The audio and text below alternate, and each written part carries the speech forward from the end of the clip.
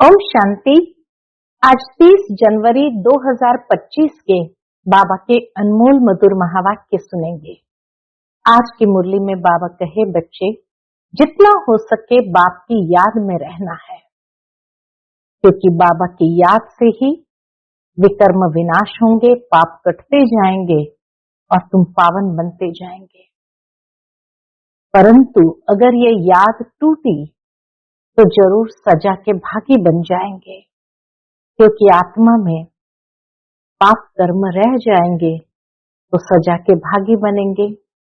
साथ ही साथ बाबा आज कहे कि बच्चे तुम्हें कभी देह अभिमान में नहीं आना है। देह अभिमान में आकर कई बच्चे बाप के डायरेक्शन का भी उल्लंघन कर लेते हैं और अनेकों से सेवा लेने लग जाते हैं। बाबा कहे तुम खुद गॉडली सर्वेंट हो, ऑन गॉडली सर्विस, तो तुम्हें किसी से सेवा लेनी नहीं है। यहां अगर सुख लेंगे तो वहां सुख कम हो जाएगा। तो इसीलिए बाबा कहे तुम बच्चों को सेवा करनी है। तो आज की बाबा की मुरली याद और सेवा सुनते हैं। आज के बाबा के अनमोल मधुर महावाक्य। ओम शांति। मीठे बच्चे, इस पुरानी दुनिया में कोई भी सार नहीं है, इसलिए तुम्हें इससे दिल नहीं लगानी है। बाप की याद टूटी तो सजा खानी पड़ेगी। आज की मुरली से प्रश्न है, बाप का मुख्य डायरेक्शन क्या है, उसका उल्लंघन क्यों होता है? उत्तर है, बाप का डायरेक्शन है किसी से सेवा मत लो, क्योंकि तुम खुद सर्वेंट हो। परंतु देह अभिमान के कारण बाप के इस डायरेक्शन का उल्लंघन करते हैं। बाबा कहते तुम यहां सुख लेंगे तो वहां का सुख कम हो जाएगा। कई बच्चे कहते हैं हम तो इंडिपेंडेंट रहेंगे, परंतु तुम सब बाप पर डिपेंड करते हो। आज की मुरली से पहले गीत बजा है, दिल का सहारा टूट न जाए। ओम शांति। शिव भगवान वाच अपने शालिग्रामों प्रति। शिव और शालिग्राम को तो सब मनुष्य जानते हैं, दोनों निराकार है। अब श्री कृष्ण भगवान वाच कह नहीं सकते, भगवान एक ही होता है। तो शिव भगवान वाच किसके प्रति? रूहानी बच्चों प्रति। बाबा ने समझाया है, बच्चों का अब कनेक्शन है ही बाप से, क्योंकि पतित पावन ज्ञान का सागर स्वर्ग का वर्षा देने वाला तो शिव बाबा ही ठहरा। याद भी उनको करना है। ब्रह्मा है उनका भाग्यशाली रथ, रथ द्वारा ही बाप वर्षा देते हैं। ब्रह्मा वर्षा देने वाला नहीं है, वह तो लेने वाला है। तो बच्चों को अपने को आत्मा समझ बाप को याद करना है। मुख्य बात ही है अपने को आत्मा समझ बाप को याद करना है। मिसला बाबा मिसाल देते हैं, समझो रथ को कोई तकलीफ होती है, कारणे अकारणे बच्चों को मुरली नहीं मिलती है, तो बच्चों का सारा अटेंशन जाता है शिव बाबा तरफ। वह तो कभी बीमार पड़ नहीं सकते। बच्चों को इतना ज्ञान मिला है, वह भी समझा सकते हैं। बाबा कहे कारणे अकारणे मानो रथ बीमार है और शिव बाबा मुरली नहीं चला सके, तो बाबा कहे तुम बच्चों को बाबा ने पहले से ही इतना ज्ञान दिया हुआ है जो आप ज्ञान समझा सकते हो। बच्चों को इतना ज्ञान मिला है, वह भी समझा सकते हैं। प्रदर्शनी में बच्चे कितना समझाते हैं, ज्ञान तो बच्चों में है ना। हर एक की बुद्धि में चित्रों का ज्ञान भरा हुआ है। बच्चों को कोई अटक नहीं रह सकती। समझो पोस्ट का आना जाना बंद हो जाता है। वो जमाना था पोस्ट का, तो बाबा कहे समझो पोस्ट का आना जाना बंद हो जाता है। स्ट्राइक हो जाती है, फिर क्या करेंगे? ज्ञान तो बच्चों में है ना, समझाना है। सतयुग था, अब कलयुग पुरानी दुनिया है। गीत में भी कहते हैं पुरानी दुनिया में कोई सार नहीं है। इनसे दिल नहीं लगानी है, नहीं तो सजा मिल जाएगी। बाप की याद से सजाएं कटती जाएगी। ऐसा न हो बाप की याद टूट जाए, फिर सजा खानी पड़े और पुरानी दुनिया में चले जाएं। ऐसे तो ढेर गए हैं। बाबा याद करते हैं उन सभी बच्चों को कि एक समय बाबा की याद में रहते थे, फिर पुरानी दुनिया के आकर्षण में आकर के चले गए। बाबा कैसे तो ढेर गए हैं जिनको बाप याद भी नहीं है, और ऐसी स्टेज में आ गए जो बाप को याद भी नहीं करते हैं। पुरानी दुनिया से दिल लग गई। मुख्य कारण क्या था? पुरानी दुनिया से दिल लग गई। जमाना बहुत खराब है, कोई से दिल लगाई तो सजाएं बहुत मिलेगी। इसलिए बाबा सावधान करते बच्चों को कि बच्चे न पुरानी दुनिया से न पुरानी दुनिया के मनुष्य से दिल लगाने हैं। कोई से दिल लगाई तो सजा बहुत मिलेगी।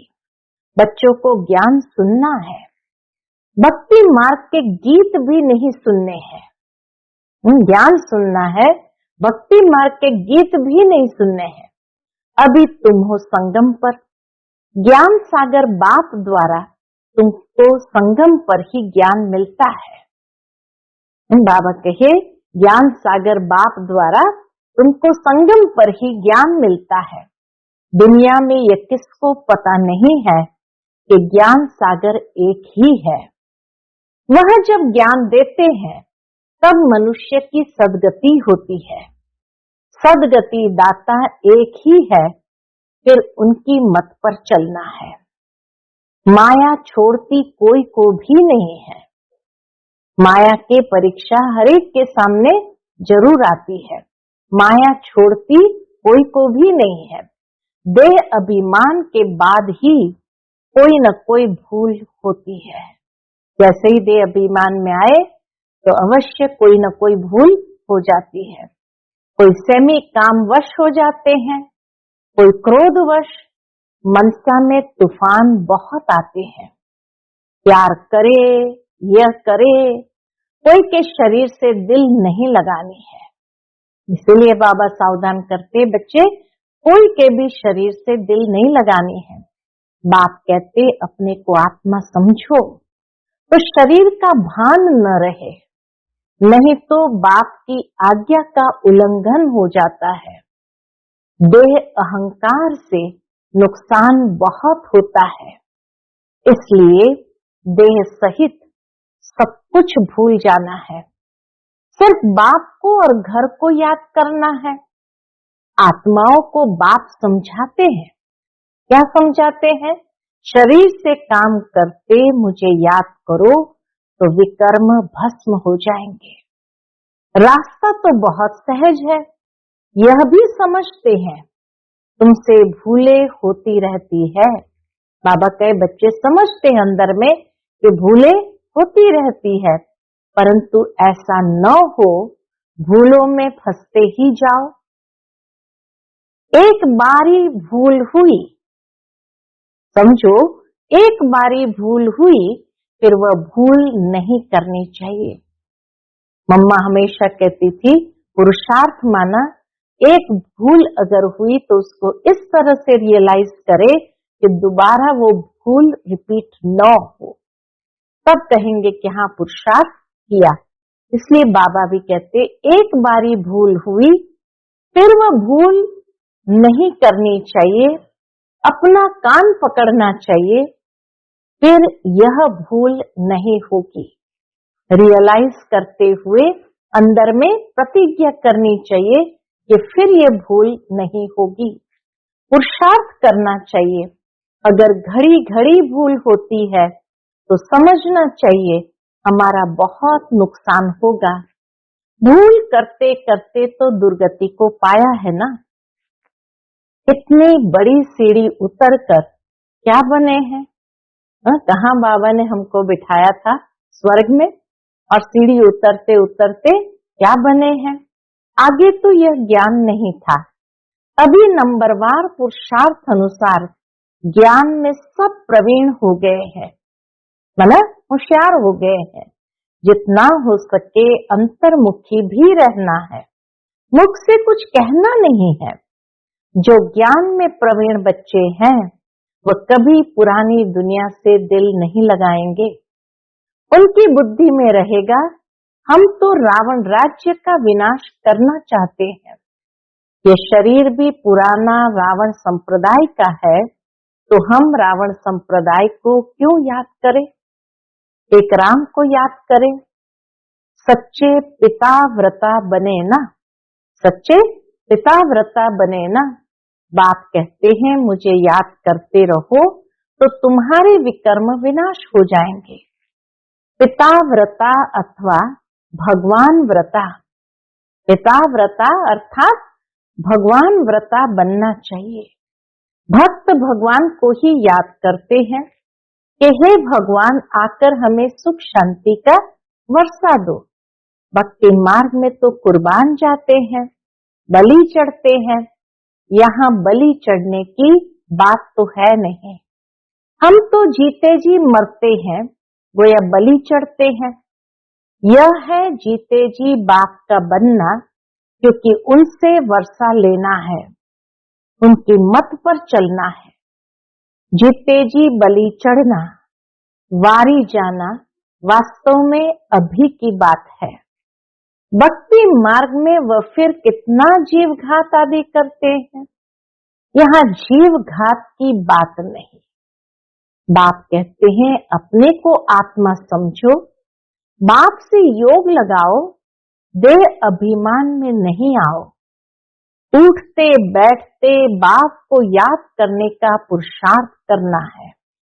100% पास तो कोई हुआ नहीं है, नीचे ऊपर होते रहते हैं। कैसे होते रहते हैं? बाबा कहे भूले होती है। उस पर सावधानी नहीं मिलेगी तो भूले छोड़ेंगे कैसे? माया किसको भी छोड़ती नहीं है। कहते हैं बाबा हम माया से हार जाते हैं। पुरुषार्थ करते भी है, फिर पता नहीं क्या होता है।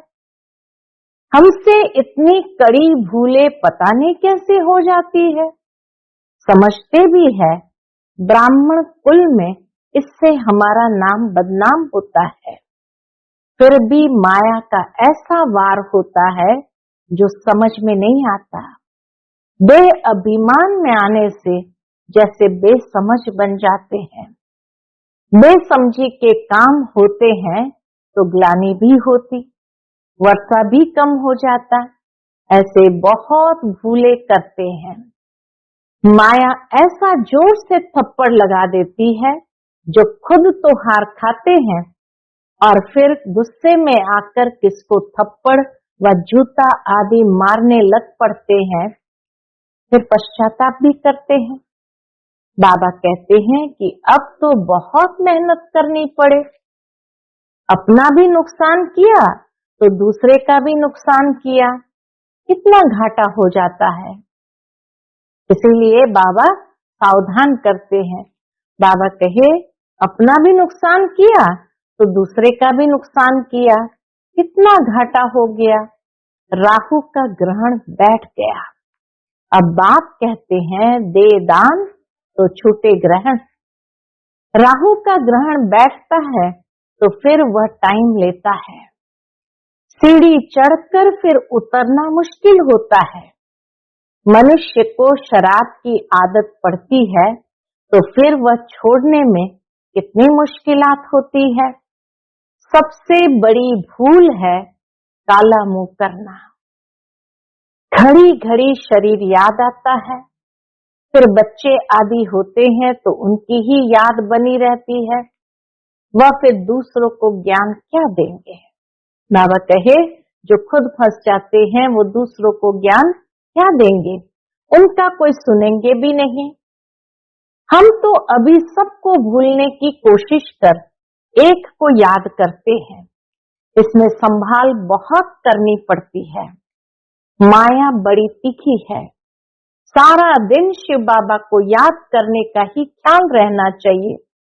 अब नाटक पूरा होता है, हमको जाना है, ये शरीर भी खत्म हो जाना है। जितना बाप को याद करेंगे तो देह अभिमान टूटता जाएगा और कोई की भी याद नहीं होगी। कितनी बड़ी मंजिल है, सिवाय एक बाप के और कोई के साथ दिल नहीं लगाने हैं।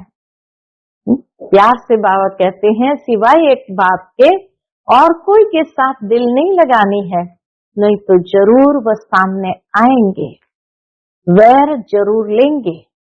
बहुत ऊंची मंजिल है। कहना तो बड़ा सहज है, लाखों में कोई एक दाना निकलता है। कोई स्कॉलरशिप भी लेते हैं ना, जो अच्छी मेहनत करेंगे जरूर स्कॉलरशिप लेंगे। साक्षी हो देखना है कैसे सर्विस करता हूँ। बाबा कहे खुद को देखना है मैं कैसी सर्विस करता हूँ। बहुत बच्चे चाहते हैं जिस्मानी सर्विस छोड़ इसमें लग जावे, परंतु बाबा सरकमस्टेंस भी देखते हैं। अकेला है, कोई संबंधी नहीं है तो हर्जा नहीं है, फिर भी कहते हैं नौकरी भी करो और ये सेवा भी करो। नौकरी में भी बहुतों के साथ मुलाकात होगी। उसमें भी बाबा सेवा बताते हैं कि नौकरी करते हैं तो उसमें बहुतों को मिलना जुलना होता है, मुलाकात होती है। तुम बच्चों को ज्ञान तो बहुत मिला हुआ है, बच्चों द्वारा ही बाप बहुत सर्विस कराते रहते हैं, तो जिसको भी मिलेंगे तो जरूर उनको भी ज्ञान सुनाएंगे तो उनकी सेवा हो जाएगी। कोई में प्रवेश कर सर्विस करते हैं। बाबा जब देखता है कि पात्र बहुत ऊंचा है और सुनाने वाले में इतनी योग्यता नहीं, तो बाबा प्रवेश कर सर्विस करते हैं। सर्विस तो करनी ही है। जिनके माथे मामला वो कैसे नींद करे। शिव बाबा तो है ही जागती ज्योत। बाप कहते हैं मैं तो दिन रात सर्विस करता हूँ। थकता शरीर है, शिव बाबा तो थकता नहीं है, फिर आत्मा भी क्या करे। शरीर काम नहीं देता है, बाप तो अथक है ना। वह है जागती ज्योत, सारी दुनिया को जगाते हैं। उनका पार्ट ही वंडरफुल है, जिसको तुम बच्चों में भी थोड़े जानते हैं। बाबा कहे बाबा का पार्ट ही वंडरफुल है, जिसको तुम बच्चों में भी थोड़े जानते हैं। कालों का काल है बाप, उनकी आज्ञा नहीं मानेंगे तो धर्मराज से डंडा खाएंगे। बाप का मुख्य डायरेक्शन है किसी से सेवा मत लो, परंतु देह अभिमान में आकर बाप की आज्ञा का उल्लंघन करते हैं। बाबा कहते तुम खुद सर्वेंट हो, यहाँ सुख लेंगे तो वहां सुख कम हो जाएगा। आदत पड़ जाती है तो सर्वेंट बिगर रह नहीं सकते हैं। कई कहते हैं हम तो इंडिपेंडेंट रहेंगे, परंतु बाप कहते हैं डिपेंड रहना अच्छा है। इंडिपेंडेंट नहीं होना है, डिपेंड रहना अच्छा है। तुम सब बाप पर डिपेंड करते हो, इंडिपेंडेंट बनने से गिर पड़ते हैं।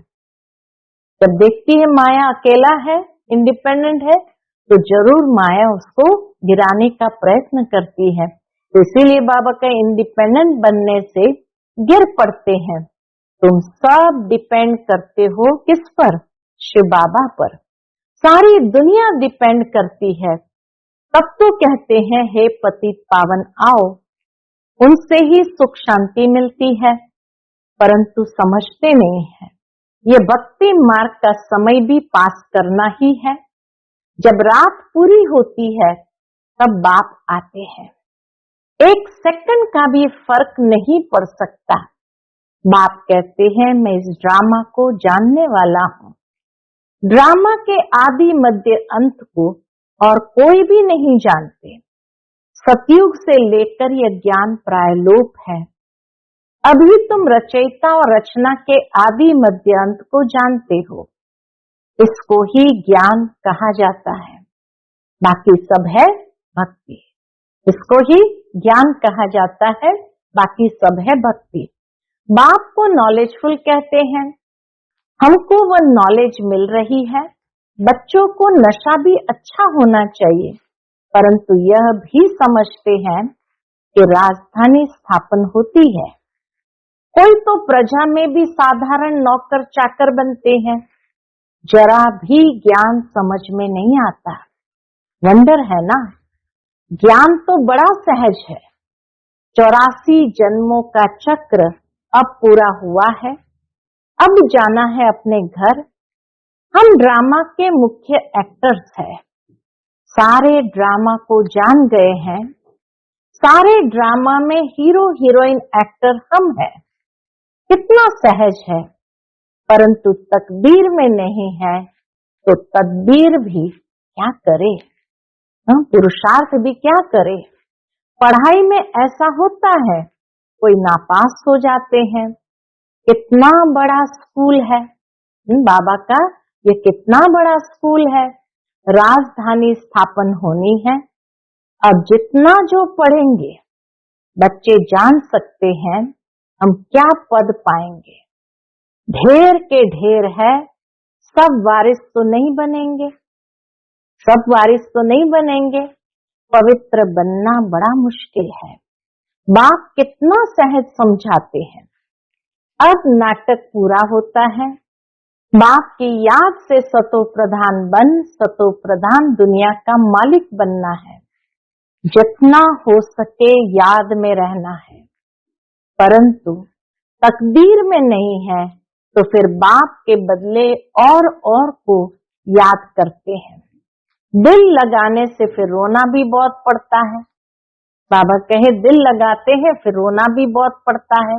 बाप कहते इस पुरानी दुनिया से दिल नहीं लगानी है, यह तो खत्म होनी है। यह और कोई को भी पता नहीं है। वह तो समझते हैं कलयुग अभी बहुत समय चलना है। घोर नींद में सोए पड़े हैं। तुम्हारी ये प्रदर्शनी प्रजा बनाने के लिए विहंग मार्ग की सर्विस का साधन है। राजा रानी भी कोई निकल पड़ेगा। बहुत है जो सर्विस का अच्छा शौक रखते हैं। फिर कोई गरीब, कोई शाहूकार है, औरों को आप समान बनाते हैं। उनका भी फायदा तो मिलता है ना। अंधों की लाठी बनना है। सिर्फ यह बतलाना है कि बाप और वर्षे को याद करो। विनाश सामने खड़ा है। जब विनाश का समय नजदीक देखेंगे तब तुम्हारी बातों को सुनेंगे। तुम्हारी सर्विस भी वृद्धि को पाती जाएगी। समझेंगे बरोबर ठीक है, तुम रडियां तो मारते रहते हो कि विनाश होना है। तुम्हारी प्रदर्शनी, मेला, सर्विस वृद्धि को पाती रहेगी। अभी कुंभ मेले में भी कितनी सर्विस हो रही है, तो बाबा कहे तुम्हारी प्रदर्शनी, मेला, सर्विस वृद्धि को पाती रहेगी। कोशिश करनी है कोई अच्छा हॉल मिल जाए। किराया देने के लिए तो हम तैयार हैं। बोलो तुम्हारा और ही नाम वाला होगा। ऐसे बहुतों के पास हॉल पड़े होते हैं। पुरुषार्थ करने से 3 पैर पृथ्वी के मिल जाएंगे। जब तक तुम छोटी छोटी प्रदर्शनी रखो, बाबा के हॉल मिल जाते हैं तो तुम छोटी छोटी प्रदर्शनी रखो। शिव जयंती भी तुम मनाएंगे तो आवाज होगा। तुम लिखते भी हो शिव जयंती की छुट्टी का दिन मुकर्रर करो। वास्तव में जन्मदिन तो एक का ही मनाना चाहिए, वही पतित पावन है। स्टैंप भी वास्तव में असलियत त्रिमूर्ति की है।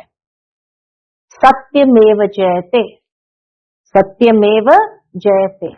यह है विजय पाने का समय। समझाने वाला भी अच्छा चाहिए। सभी सेंटर्स के जो मुख्य है उन्हों को अटेंशन देना पड़े। अपनी स्टैंप निकाल सकते हैं। यह है त्रिमूर्ति शिव जयंती। सिर्फ शिव जयंती कहने से समझ नहीं सकेंगे। अब काम तो बच्चों को ही करना है।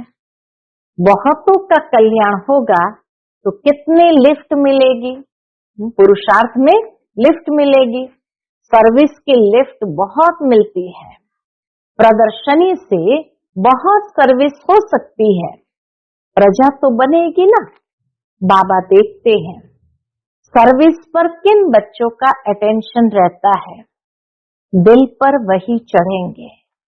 अच्छा, मीठे मीठे सिकिलते बच्चों प्रति माता पिता बाप दादा का याद प्यार और गुड मॉर्निंग। रूहानी बाप की रूहानी बच्चों को नमस्ते। हम सभी रूहानी बच्चों की रूहानी माता पिता बाप दादा को याद प्यार, गुड मॉर्निंग और नमस्ते नमस्ते। शुक्रिया बाबा, शुक्रिया। आज की मुरली से धारणा के लिए मुख्य सार है। पहली पॉइंट, अगर एक बार कोई भूल हुई तो उसी समय कान पकड़ना है, दोबारा वह भूल न हो। कभी भी देह अहंकार में नहीं आना है। ज्ञान में प्रवीण बन अंतर्मुखी रहना है। दूसरी पॉइंट, सच्चा पिताव्रता बनना है।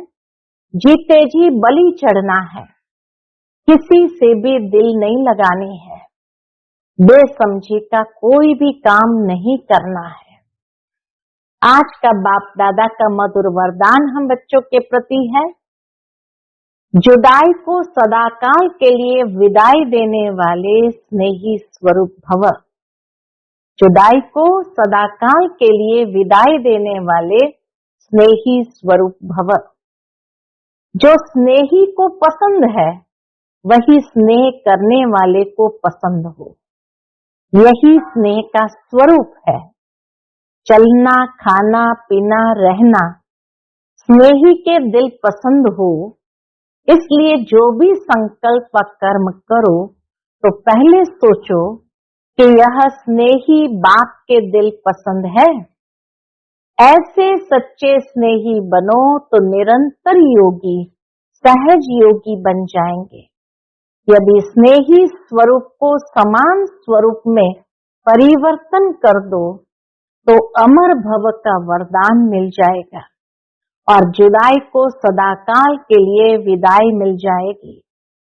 आज का स्लोगन है, स्वभाव इजी और पुरुषार्थ अटेंशन वाला बनाओ। स्वभाव इजी और पुरुषार्थ अटेंशन वाला बनाओ। आज का व्यक्त इशारा है, अपनी शक्तिशाली मनसा द्वारा प्रकाश देने की सेवा करो। जैसे बीज में सारा वृक्ष समाया रहता है, ऐसे संकल्प रूपी बीज में सारे वृक्ष का विस्तार समा जाए, तब संकल्पों की हलचल समाप्त होगी। जैसे आजकल दुनिया में राजनीति की हलचल, वस्तुओं के मूल्य की हलचल, करेंसी की हलचल, कर्म भोग की हलचल, धर्म की हलचल बढ़ती जा रही है।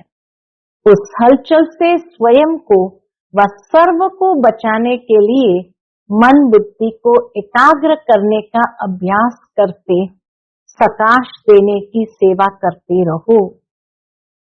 अच्छा, ओम शांति।